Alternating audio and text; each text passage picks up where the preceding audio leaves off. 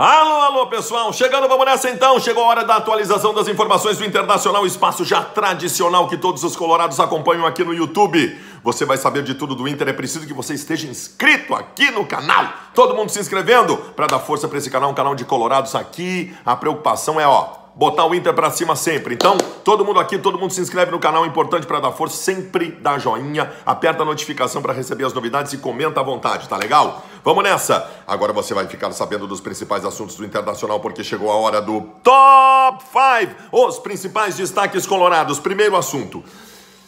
Cara, ainda sobre muito que estão falando sobre a tal discussão do Guerreiro com o Emerson Santos ontem no final do treinamento do Inter, porque um cobrou o outro, situação de treino e tal. Que é uma coisa absolutamente normal, necessária inclusive, ainda mais no treino. Aliás, os treinadores cada vez fecham mais treino por causa disso, para não passar estratégia para o adversário e para que qualquer coisinha não vire crise na imprensa.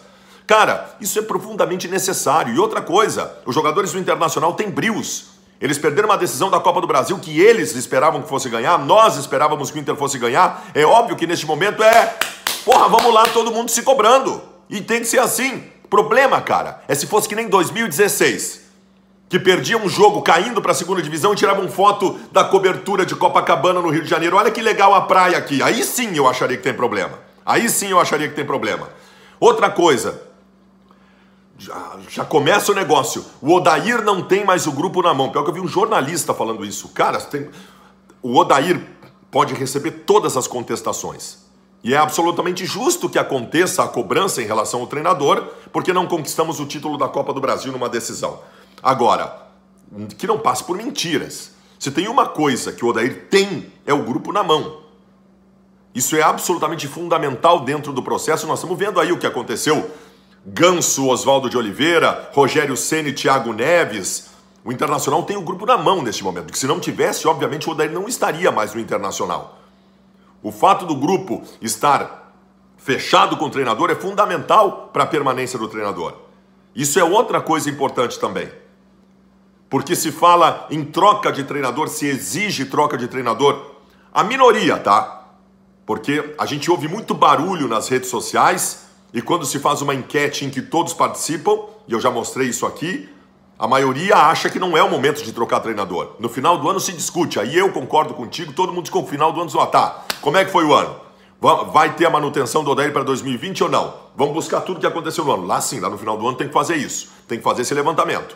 Agora, trocar treinador, só se tu tivesse uma crise imensa rodando o Internacional, que decidiu uma competição nacional há 2 semanas, e que é 5º colocado no Campeonato Brasileiro.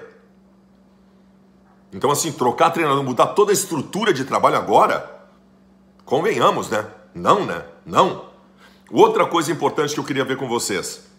Ontem alguém me colocou, porque eu fiz um vídeo aqui falando de possibilidades de modificações no time e tal, alguém colocou, a essa altura do ano e não temos um time titular ainda, isso mostra... Eu fiz 500 vídeos antes da decisão da Copa do Brasil falando que tinha uma coisa que era maravilhosa e que não acontecia nos anos anteriores, que era o fato de todo colorado saber o time titular do Inter, do goleiro ao ponteiro esquerdo. Nós chegamos à final da Copa do Brasil, todo mundo sabia o time do Internacional. Era Lomba, Bruno, Moledo, Cuesta, Wendel, Lindoso, Patrick, Edenilson, D'Alessandro, Nicolopes e Guerreiro. Aliás, esse continua sendo o time titular. O que não impede, diante de ter perdido as decisões importantes na Libertadores e na Copa do Brasil, que se rediscuta titularidades. Ter um time titular é importantíssimo, é fundamental, mas não significa que não possa ser discutido, que não possa se discutir em algum momento de alterações. Eu, por exemplo, neste momento, acho que a lateral direita é uma discussão válida, a lateral esquerda também é uma discussão válida. No meio-campo, com a ausência do D'Alessandro, é uma discussão válida. Isso não significa que não se tenha tido evoluções durante o ano para se chegar a um time titular. Nada disso. Mais uma. Nós vamos jogar sábado contra o Cruzeiro. Um time que vive uma crise muito parecida com a crise do Inter em 2016. Eles estão repetindo a cartilha e troca treinador, e treinador chega, não passa nem um mês. Tudo muito parecido, tá? Jogadores...